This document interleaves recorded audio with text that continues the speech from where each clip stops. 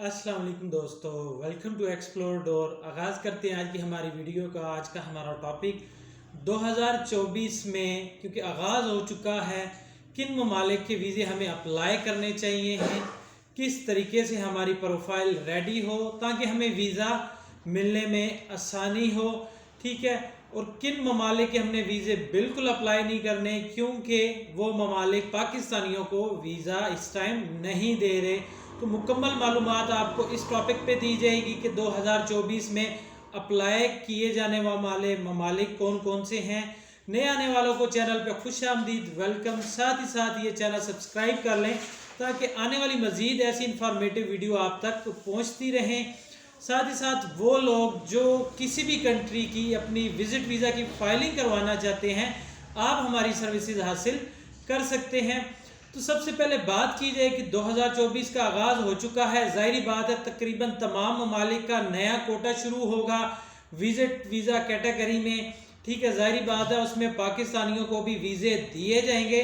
कैसे हम अपना एक अच्छा इंतखाब करके अपना वीज़ा ग्रांट करवा सकते हैं। सबसे पहले एक बार आपको मैं बता देता हूं कि हमारी प्रोफाइल कैसी होनी चाहिए ताकि हमें 2024 में किसी भी कंट्री का वीज़ा अप्लाई करें तो वो मिल जाए। सबसे पहले आपकी बैंक स्टेटमेंट आती है। बैंक स्टेटमेंट मोस्टली जो ममालिक हैं 4 से 6 माह की मांगते हैं, और 4 से 6 माह का उनका लेने का मकसद ये होता है कि वो पूरा आपका 4 से 6 महीने का रिकॉर्ड चेक करते हैं कि इस बंदे के अकाउंट में कितने पैसे आए, कितने गए, प्रॉपर ट्रांजेक्शन हुई थी या खुद ही इसने पैसे रखे हुए थे या पैसे स्टक पड़े हुए थे, और आपकी किस तरीके से स्टेटमेंट बनी हुई है। ठीक है, आया वो फेक है या रियल है। ठीक है, और आपका जो क्लोजिंग बैलेंस है कम से कम आज की डेट में, चाहे आपने तुर्की साउथ अफ्रीका अप्लाई भी करना है तो भी कम से कम 12 से 15 लाख हो, कम से कम 12 से 15 लाख। लेकिन जब आप शेंजन की तरफ चलते हैं तो 15 से 20 लाख कम से कम आपका जो है क्लोजिंग बैलेंस होना चाहिए। ठीक है, अब बात करते हैं कि जी हमारी स्टेटमेंट होगी। स्टेटमेंट के साथ हमने बैंक से बैंक मेंटेनेंस लेटर लेना होता है। उसके बाद आप अगर बिजनेसमैन हैं तो आपका एनटीएन टैक्स रिटर्न 2 साल की लगेगी जो कि हमने प्रॉपर मेंटेन की हो। हमारी जो एनटीएन टैक्स रिटर्न की जो फाइल होती है उसमें हमने कोई गलती नहीं करनी, मीन्स कि हमने नील फाइल नहीं जमा करवानी। अगर आपका टैक्स बनता है तो लाजमी आप अपना जो है टैक्स पे करें, अदरवाइज वो आपकी एक कमज़ोर टैक्स रिटर्न समझा जाएगी और उस बेस पे भी आपके वीज़े रिजेक्ट होने के चांसेस हो सकते हैं।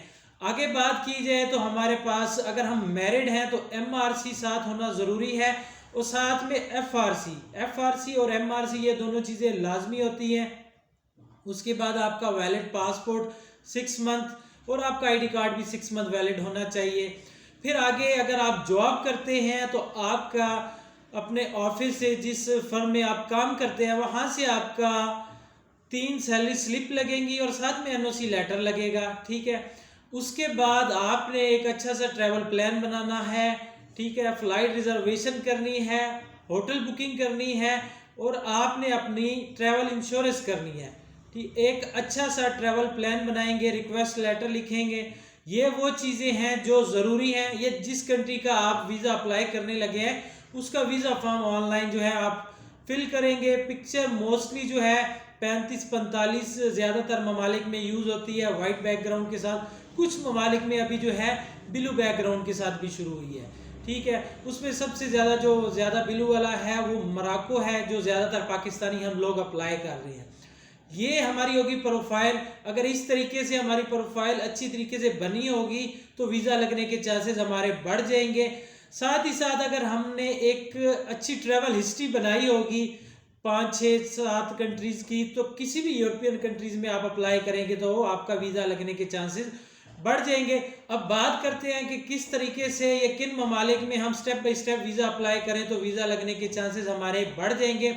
इस तरीके से प्रोफाइल रेडी होगी जैसे मैंने आपको पीछे बताया। तो आप तुर्की का अप्लाई करेंगे, इंशाल्लाह वो 100% लगेगा। तुर्की की वीज़ा रेशो अच्छी जा रही है। तुर्की का वीज़ा लगने के बाद हमें नेक्स्ट जो वीज़ा अप्लाई करना चाहिए वो साउथ अफ्रीका का अप्लाई करना चाहिए। साउथ अफ्रीका तुर्की का वीज़ा लगा हो तो 100% वीज़ा देता है। अगर आपकी बिल्कुल प्रोफाइल इसी तरीके से रेडी है। इवन फ्रेश पासपोर्ट पे भी साउथ अफ्रीका आपको वीज़ा दे देगा। वही बात स्टेटमेंट वगैरह, प्रोफाइल आपकी अच्छी है और सम टाइम वो आपसे इंटरव्यू ले लेते हैं और अगर आप इंटरव्यू दे सकते हैं तो लाजमी अप्लाई करना चाहिए। आगे चलते हैं यूरोपियन कंट्रीज के साइड पे। तो मोस्ट फेवरेट जो पिछले 2 साल से बना हुआ है वो स्पेन है। ठीक है, पाकिस्तानियों ने स्पेन के वीज़े बहुत ज़्यादा अप्लाई किए और उन्होंने वीज़े बहुत ज़्यादा दिए भी। जो वीज़े रिजेक्ट हुए उसमें किसी न किसी तरीके से लोगों की अपनी ही गलतियां थी। जो उनकी फ़ाइल थी वो कमज़ोर थी, फाइल जो है प्रॉपर प्रिपेयर नहीं हुई थी। ठीक है, कुछ ना कुछ गलतियां थी जिस वजह से वीज़ा रिजेक्शन हुई। स्पेन आप करें ज़रूर, फ्रेश पे भी करें तो स्पेन दे देता है बशर्ते कि प्रोफाइल अच्छी हो। इसके बाद आप जर्मनी करें, फ्रांस करें। जर्मनी और फ्रांस 2 ऐसे ममालिक हैं जो आप फैमिली के साथ भी अप्लाई करें तो वीज़ा लगने के चांसेस काफ़ी हद तक बढ़ जाते हैं।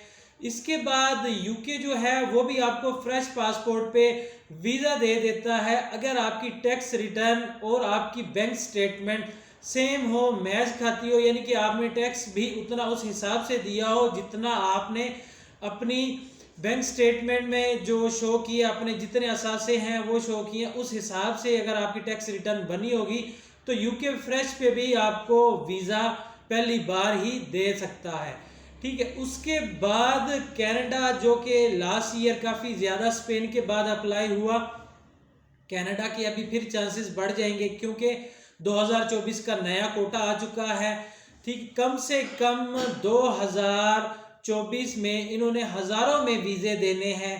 ठीक है, अगर आपकी प्रोफाइल अच्छे तरीके से मेंटेन है, प्रॉपर है, आपकी बैंक स्टेटमेंट इसमें काफ़ी ज़्यादा मैटर करती है। जितनी ज़्यादा और अच्छे तरीके से मेंटेन आपकी बैंक स्टेटमेंट होगी, वीज़ा लगने के चांसेस उतने ही बढ़ जाएंगे।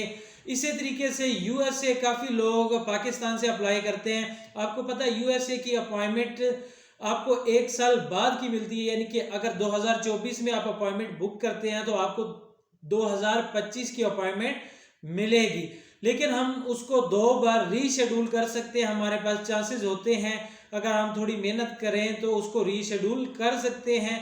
अदरवाइज आपको एजेंट्स वगैरह से भी रीशेड्यूल अपॉइंटमेंट मिल जाती है। इसी तरीके से अगर हम मज़ीद बात करें यूरोप में, तो यूरोप में आप हंगरी, ग्रीस, ये वो ममालिक हैं अगर आपकी एक अच्छी प्रोफाइल है तो इन ममालिक को भी आप अप्लाई कर सकते हैं। चेक रिपब्लिक भी किसी हद तक अप्लाई कर सकते हैं, अगर इसकी अपॉइंटमेंट हमें प्रॉपरली मिल जाए तो चेक रिपब्लिक के भी वीज़े लगने के चांसेस होते हैं। इसके बाद जापान, आपको पता है मोस्ट फेवरेट बना रहा। 2023 में भी काफ़ी ज़्यादा लोगों ने वीज़े लगवाए और वहाँ से ट्रैवल करके आए। 2024 में भी इंशाल्लाह जापान की इसी तरीके से वीज़ा रेशो अच्छी रहेगी बशर्ते कि आपकी प्रोफाइल स्ट्रॉन्ग है, तो जापान का वीज़ा भी इंशाल्लाह इसमें लगेगा। इसी तरीके से आपको पता है साउथ कोरिया जो है काफ़ी ज़्यादा वीज़े उन लोगों को देता है जिनकी कुछ ट्रैवल हिस्ट्री हो या प्रोफाइल काफ़ी हद तक स्ट्रॉन्ग हो या फिर उन्होंने अपना इनविटेशन लेटर मंगवाया हो, तो उस बेस पे भी वीज़ा लगने के चांसेस होते हैं।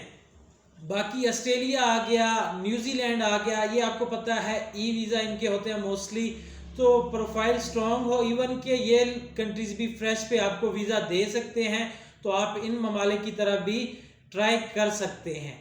मज़ीद अगर आपको इस बारे में कोई इन्फॉर्मेशन चाहिए हो तो आप मुझे व्हाट्सअप कर सकते हैं या डायरेक्ट कॉल कर सकते हैं। वीडियो अच्छी लगे तो लाइक शेयर ज़रूर कीजिएगा। Thank you.